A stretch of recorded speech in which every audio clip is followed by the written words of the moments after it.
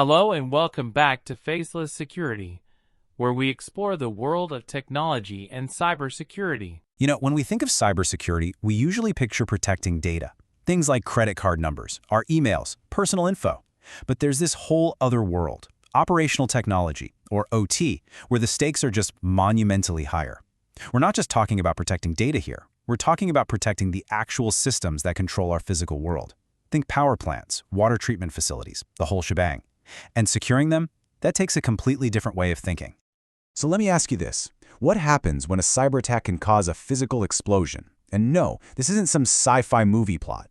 This is the central gut punch question of OT security. See, unlike a typical IT breach, where the worst-case scenario might be losing money or having data leaked, a successful attack on an OT system can lead to, well, catastrophic physical events, environmental disasters, and even loss of life. The consequences are real and they are immediate. And this massive difference, it really just boils down to priorities. In the regular IT world, we live by what's called the CIA triad: confidentiality, integrity, and availability. Keeping data secret is king. But in the OT world, that script is completely flipped on its head. The number one absolute top priority is safety and availability. That power plant has to stay online and it must operate safely. Sure, keeping the operational data confidential is important, but it's a very distant third compared to preventing a citywide blackout or a genuine disaster.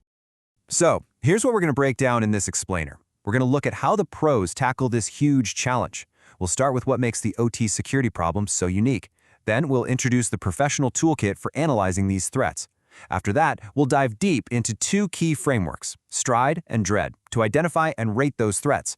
And finally, we'll see how it all comes together in a real-world risk matrix. Okay, first up, the OT security challenge. Let's really get into why this isn't your average, everyday IT problem. Let's start with a solid definition so we're all on the same page. And this comes straight from NIST. That's the National Institute of Standards and Technology. Operational technology isn't just about computers and servers. It's about systems that directly interact with and control the physical world. So think about those programmable logic controllers, or PLCs, on a factory floor, or the giant SCADA systems that manage an entire power grid. They are, quite literally, the digital hands that turn the valves and flip the switches in our world. And at the absolute core of OT safety is a concept you see right here, the Safety Instrumented System, or SIS. This thing is the last line of defense. It's an independent system that's always watching a physical process, like a chemical reactor.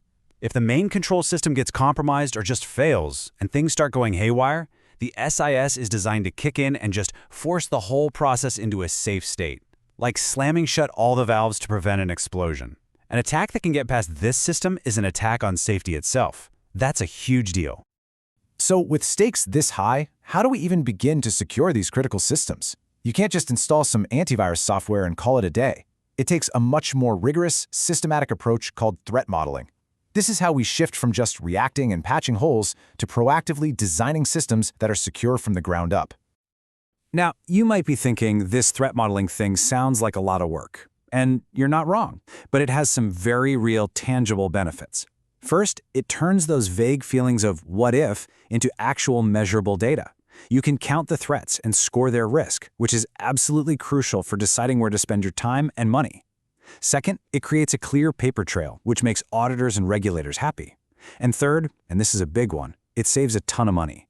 Finding a flaw during the design phase is exponentially cheaper than trying to fix it once the system is already up and running. So, let's open up this toolkit. The first tool we're going to look at is called STRIDE. This is a really clever framework that professionals use to systematically brainstorm all the different ways a system could possibly be attacked. It gives you a structured way to answer that big, scary question: what could go wrong here? Now, STRIDE isn't some brand new idea. It was actually developed by Microsoft way back in 1999, so it's a very mature, battle-tested methodology. It's an acronym that gives us 6 different categories of threats, which forces analysts to think through a problem from all these different angles instead of just getting tunnel vision on one type of attack. Okay, let's break down what STRID looks like in an OT world. S is for spoofing. Imagine a rogue device on the network pretending to be a trusted controller, sending fake commands. T is for tampering. This is when an attacker actually changes the code on a device, maybe telling a pump to spin way too fast. R is for repudiation, which is a fancy way of saying the attacker covers their tracks, maybe by deleting logs, making it impossible to figure out what they did. I is for information disclosure. Think stealing the secret formula for a chemical or the blueprints for the entire plant. D is for denial of service, which is flooding the network with junk traffic so real commands can't get through, shutting down an entire production line. And finally, E is for elevation of privilege. This is where a low-level user somehow gets the keys to the kingdom, full admin rights to control everything. Okay, so Stride is great. It gives us a big, long list of all the terrible things that could happen. But that can be a little overwhelming, right? How do you know where to even start? Not all threats are created equal. And that's where our second tool, Dread, comes into play. It helps us rate and prioritize everything, so we can focus on the biggest, baddest risks first. So Dread is a risk assessment model. Its whole purpose is to give us a number, a quantitative score, for each one of those threats we found using Stride. It's super practical. It turns that long list of potential problems into an ordered, prioritized action plan. This way, teams can use their limited time and money to fix the most serious problems first. And just like Stride, Dread is another handy acronym. It frames the whole rating process as 5 simple questions. For every single threat, an analyst will assign a score, let's say from 1 to 10 for each of these. How bad would the damage be? How easy is it to reproduce the attack? How much work or skill does it take to exploit it? How many people or systems are affected? And finally, how easy is it to actually discover the vulnerability in the first place? You average those scores and you get a final risk rating. Simple as that. All right, theory time is over. We've got our tools, Stride to find the threats, and Dread to rate them. Now, let's see how this all comes together in a practical, real-world scenario. Let's step inside a power generation plant. So, what we're looking at here is a high-level map of the plant, all broken down into different zones. For our example, we're going to zoom in on that area in the red box, the main operations zone. This is the command center, where the human operators are sitting at their workstations, monitoring and controlling all the critical systems that keep the lights on. Now, this whole entire process is guided by one fundamental, super simple equation. Risk equals likelihood times consequence. Everything we've done with Stride and Dread, it's all about finding the right numbers to plug into that simple formula. Let's walk through a specific threat here. Using Stride, we've identified a tampering threat aimed at the operator workstation.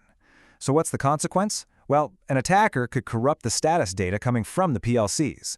This is incredibly dangerous. It could either hide a real emergency from the operator, or even worse, feed them false information, tricking them into taking an action that could make a bad situation catastrophic. So, after a full Dread analysis, the team rates the potential impact here as high and the likelihood as medium.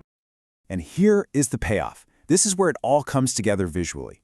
We take those scores we just came up with, and we plot them on this risk matrix. Our high impact goes on the vertical axis, and our medium likelihood goes on the horizontal axis. And you can see exactly where they cross paths. Boom, right in that orange med-high risk category.